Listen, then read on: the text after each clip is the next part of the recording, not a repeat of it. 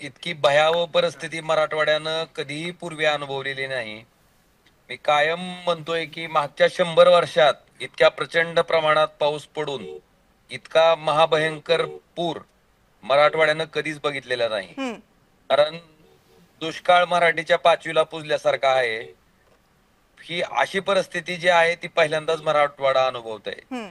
आणि याच्यामध्ये आपण जर बघितलं असेल तर नदीनं पात्र सोडून दोन्ही बाजूला 4-4 किलोमीटर नदी त्या ठिकाणी म्हणजे नदीचं जे पात्र आहे हां. त्याच्या 4 किलोमीटर उजवीकडे आणि 4 किलोमीटर डावीकडे म्हणजे 9-9 किलोमीटरचा परिसर नदी घेऊन त्या ठिकाणी पूर्ण जमीन खरडून गेलेली आहे. हं. आणि परिस्थिती अशी आहे की द्राक्षाच्या बागा कुठल्या शेतकऱ्यांनी 1 एकर 1.5 एकर लावली असेल, ड्रॅगन फ्रूटची बाग असेल, मोसंबीची बाग असेल, तुमची आंब्याची बाग असेल, केळी असेल, हे सगळं खरडून गेलंय.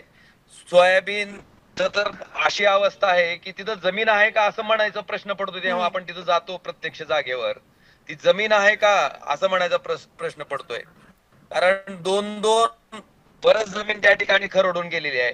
आणि म्हणजे ज्या जमिनीमध्ये बँकेचं कर्ज काढून शेतकऱ्यानं पीक पेरलं होतं ते पीक गेलंय.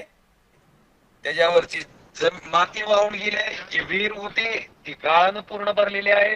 जे घर होतं त्याच्यातल्या सगळ्या संसार उपयोगी सामानाचा अक्षरशः चिखल झालाय. आणि आज शेतकरी ह्या विवंचनेत आहे की आता ज्या शेतीच्या उत्पन्नाच्या आशेवर आपण बसलो होतो ते हं. उत्पन्न तर गेलं, पण आता ही जमीन नीट कशी करायची. जी लेकरं बाळ त्या ठिकाणी शाळेत शिक्षणासाठी आहेत त्यांचे फीस साठी फोन येत आहेत. हं. शेतकऱ्याला कळत नाही की आता ही फीस भरायची कशी.